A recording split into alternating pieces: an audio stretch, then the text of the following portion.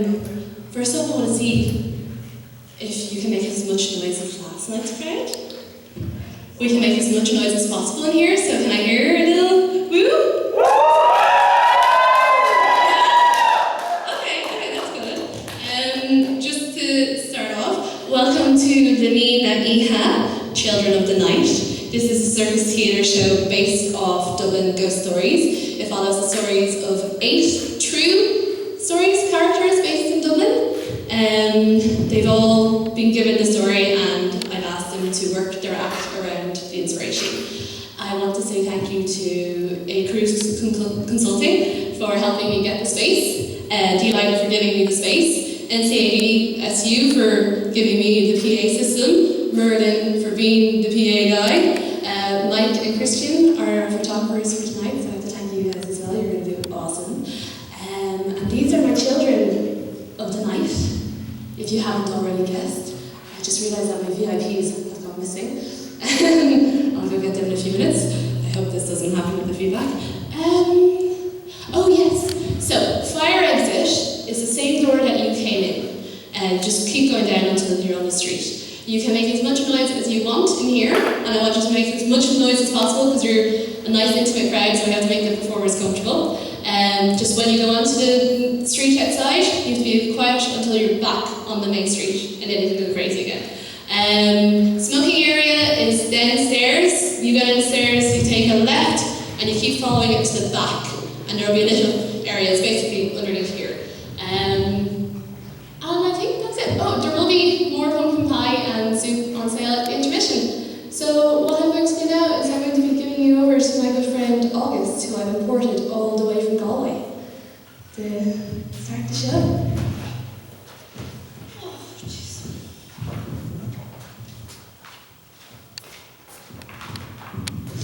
Evening. I'd like to tell you some stories. That's what storytellers do. They travel the country. Lucky for you, I'm in Dublin this evening. Isn't it beautiful?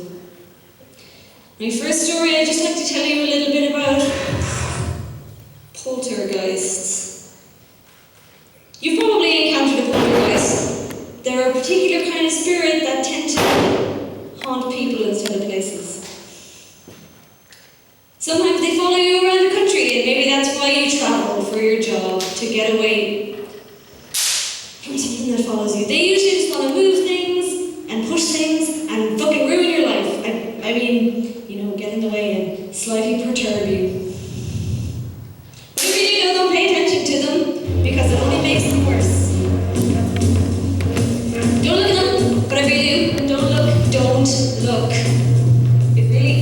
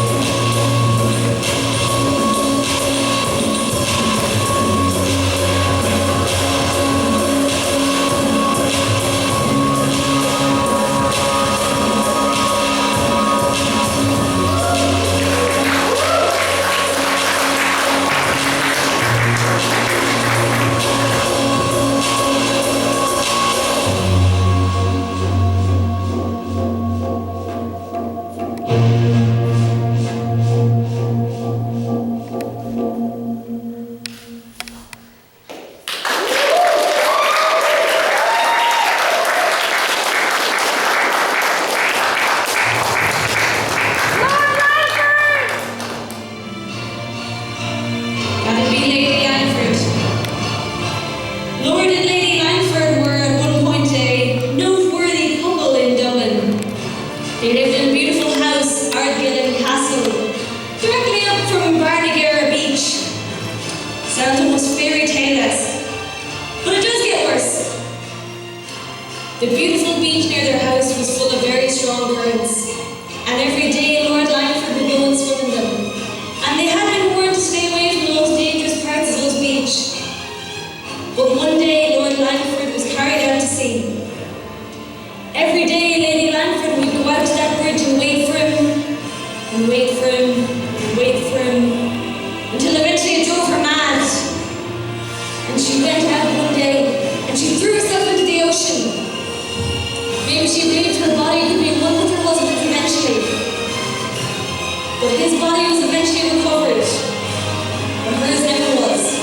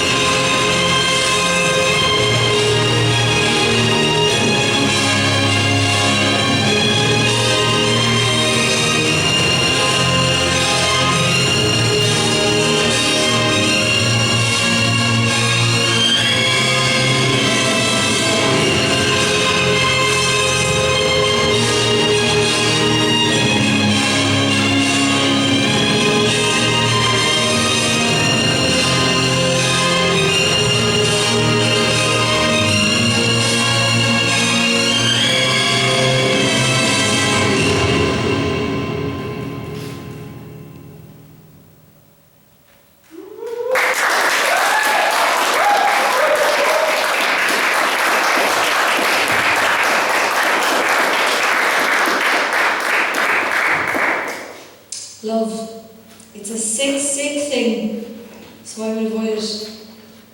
Now I know what you're thinking. With all these bodies knocking around the place, it's a damn shame for them to go to waste.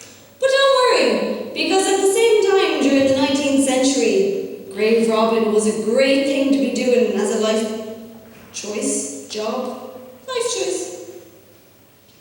The anatomy schools at the time, especially in Dublin, had grown in proportion, and the convicts you could get for free just simply weren't filling the orders anymore. So it was up to grave snatchers, body snatchers, sack 'em up men, resurrectionists, whatever you want to call them, to go out and take the bodies. And of course the best resurrectionists were actually grave robbers by day, because they knew where all the fresh bodies were. So you could go out and stick a little hole there, and if you wanted to put a hook in under their chin and pull them out like that, that was a pretty great way to do it. Either that, or you could get a small child and stick it under a hole and get them to pull the body out for you.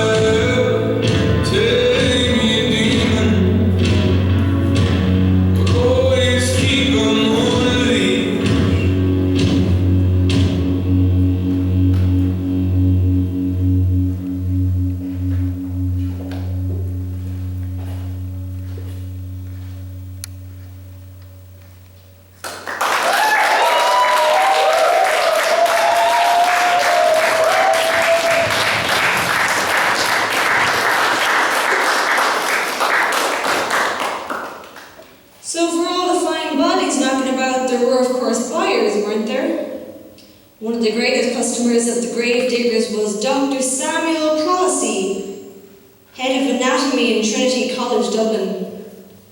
He was working there 1786 until 1803, though he wasn't a man for retirement. When he started off with his students, he wasn't a big fan of religions who would like to prove to him that there really was nothing in a body. So he'd take a big old knife and cut them from top to toe and get his bare hands right on the ribcage and rip it open and fill a bucket with the entrails and see that there was nothing inside them other than that. He himself came to a bloody end. He was going home one night with the body for his own reasons. There he was, body on one shoulder, bucket of entrails on the other. Poor man obviously couldn't see where he was going. There he was, walking down the corridor, minding his own business, when he fell out a window from the top story of TCD.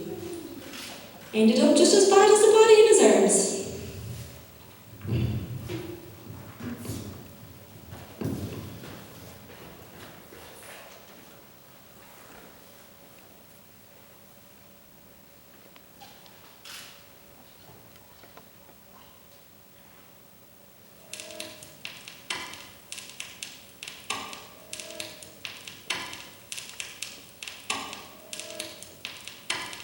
Zero and 9. 500 milligram dose administered. Experiment begins.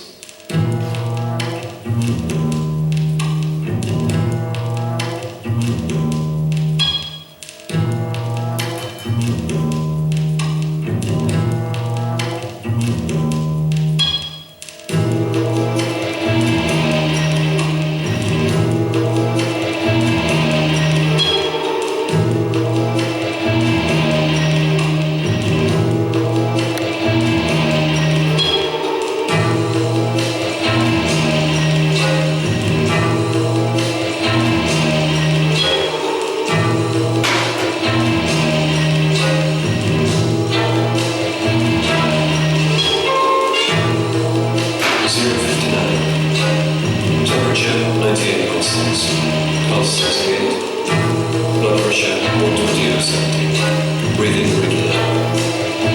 Focus clear.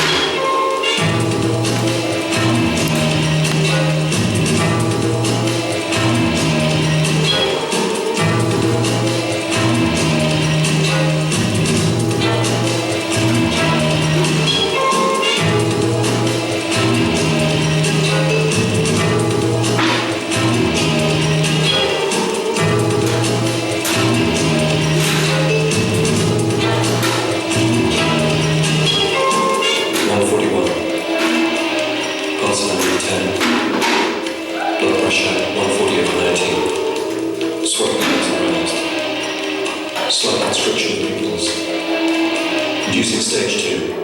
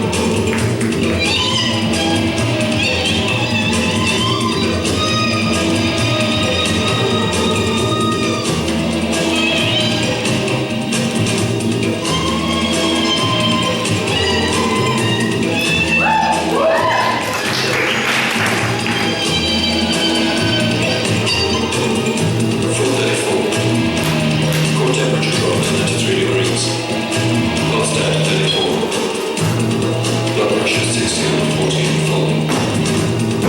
Eyelids flickering.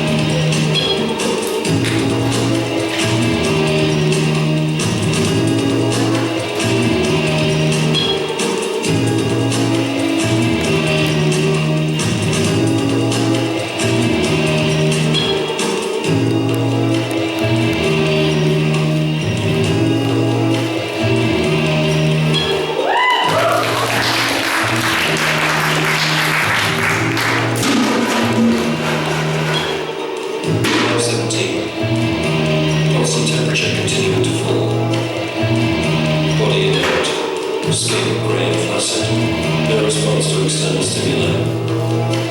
EEG shows no cerebral activity.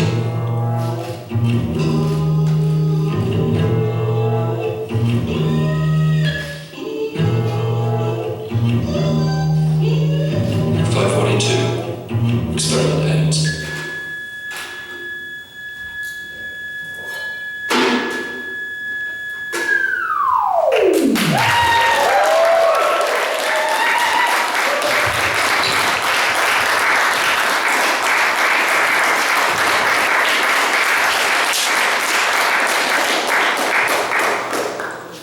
Well, boys and girls, it's about time your storyteller extraordinaire took a slash.